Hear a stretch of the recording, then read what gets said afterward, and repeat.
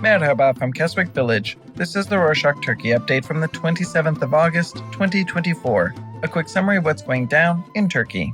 On Wednesday the 21st, the parliament rejected a request from Süleyman Soylu, the former interior minister and current deputy from the ruling Justice and Development Party, or AKP, to lift his parliamentary immunity. Back in July, he applied to lift his immunity because he said he had been the target of lies and defamation, accusing him of being a part of some crime syndicate.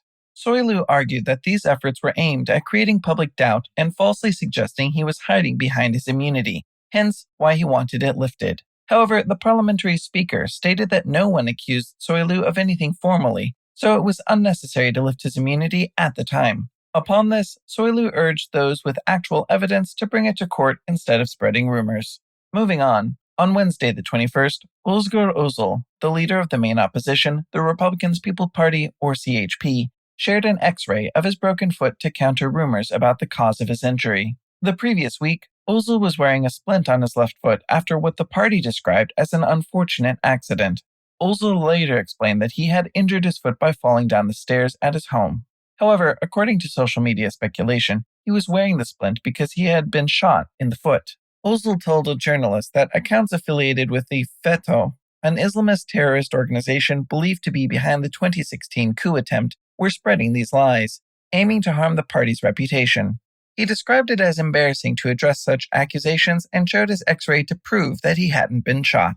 On Wednesday the 22nd, a Turkish drone strike in northern Iraq killed 3 members of the Kurdistan Workers' Party, or PKK, which Turkey deems a terrorist organization. However, Iraqi Kurdistan Deputy Prime Minister Qubad Talabani later stated that 2 of the victims were journalists, not PKK members, calling the attack unjustified and a violation of international law and Iraq's sovereignty. Turkey has yet to comment on the incident. More on international news. On Sunday the 25th, Bashar al-Assad, the Syrian president, said that efforts to mend relations with Turkey haven't achieved notable results. Despite serious mediation from Russia, Iran, and Iraq, there's been very little progress. Turkey severed ties with Syria in 2011 due to its support for Syrian rebels, whom Assad views as terrorists. Assad clarified that the withdrawal of Turkish troops from Syria is not a precondition for talks. However, it remains a crucial issue that needs to be addressed for any potential improvement in relations. Next up, Turkey has requested an extension to submit its defense to the European Court of Human Rights, or ECHR, regarding its non-compliance with the court's ruling to release Osman Kavala, a Gezi Park trial convict.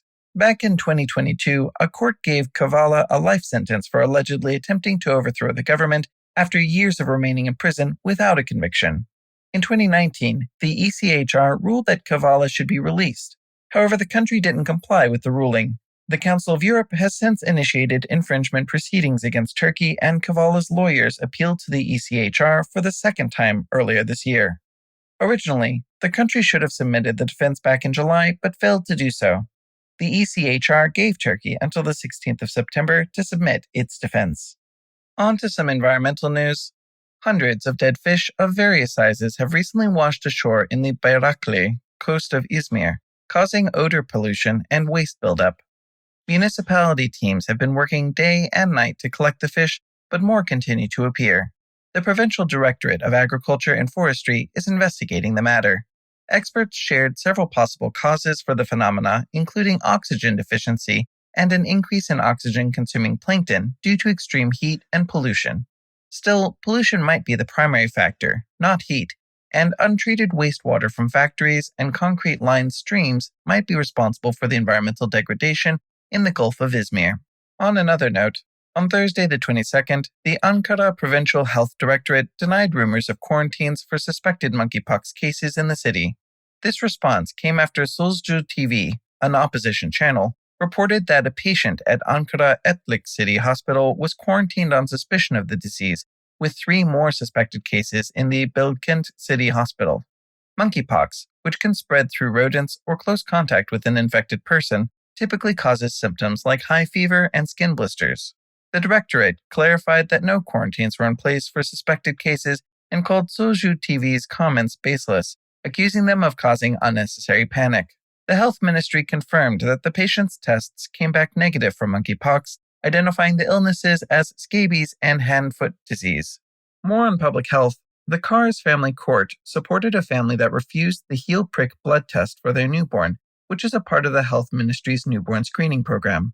This test checks for serious diseases like brain damage and intellectual disabilities using a few drops of blood. Despite doctors' advice, the family declined the test. Judge Mohammed Koch backed the family, citing unproven benefits and referencing Aydin Salih, a self-described Islamic alternative physician, rather than medical experts. The Turkish Medical Association criticized the decision for disregarding scientific evidence. It also caused concern, as the decision could be a precedent for others to refuse such practices. However, on Friday the 23rd, the Health Ministry appealed the ruling, reaffirming its commitment to the screening program. In other news, the Ministry of National Education's decision to reject free school meals due to a lack of resources has sparked criticism from educators and parents. The Istanbul School Meal Coalition highlights that a quarter of school-age children go to school hungry, affecting their health and academic performance. The coalition urges stronger policies to ensure healthy nutrition for students, arguing that free school meals could reduce the impact of child poverty and boost attendance. Overcrowding at Ari Patnos L-type closed prison has led to issues for non-smoking inmates. In 2019, an unnamed inmate was transferred to a non-smoking ward upon request. However, due to the increased prison population, jail authorities placed smoking inmates in this ward as well. Despite filing a new petition in 2023 to be transferred to a non-smoking ward again, he received no response. After appealing to the Turkish Human Rights and Equality Institution, an investigation revealed that the prison, struggling with overcrowding, couldn't open new non-smoking wards. However, the institution found that denying the inmate's request violated his rights, emphasizing that prisoners shouldn't have to endure unhealthy conditions that compromise their physical and mental well-being. On Saturday, the 24th, heavy rainfall caused flash floods and landslides across 6 provinces. Unfortunately, the floods claimed 2 lives. The floods also damaged agricultural fields, blocked roads, and caused rock fragments to damage vehicles. Kahramanmaraş experienced rainfall of 3 inches per square meter in just 10 minutes, which is a lot, since 4 inches of rain in a day is typically considered heavy rainfall. And to close this edition, some updates on tourism. Over the past few years, many alcohol-licensed businesses in Amasya have been shutting down, including the long-standing Ali Kaya restaurant, which operated for 70 years. Tourism experts blame the city governor's stance against these establishments, saying it is hurting local tourism. Recently, a coalition of pro-government groups called for even more closures, arguing that these businesses disrupt Amasya's spiritual atmosphere. Some well-known spots like Grand Pasha and Strabon Bar have already closed, and the authorities forced Ali Kaya to shut down after they refused to renew its lease.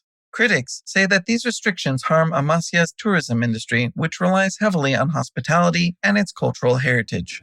And that's it for this week. Thank you for joining us. We've been doing these updates for quite a while now, and we're curious. What do you think? Have you been tuning in with us from the start, or are you a recent listener? How did you find out about us? We value your thoughts and would love to hear from you. Also, we're committed to keeping our updates ad-free, so if you enjoy them and would like to support us financially, there's a link in the show notes where you can contribute. If you can't do that, spreading the word about us would be amazing as well. Thank you. Hoşça kalın.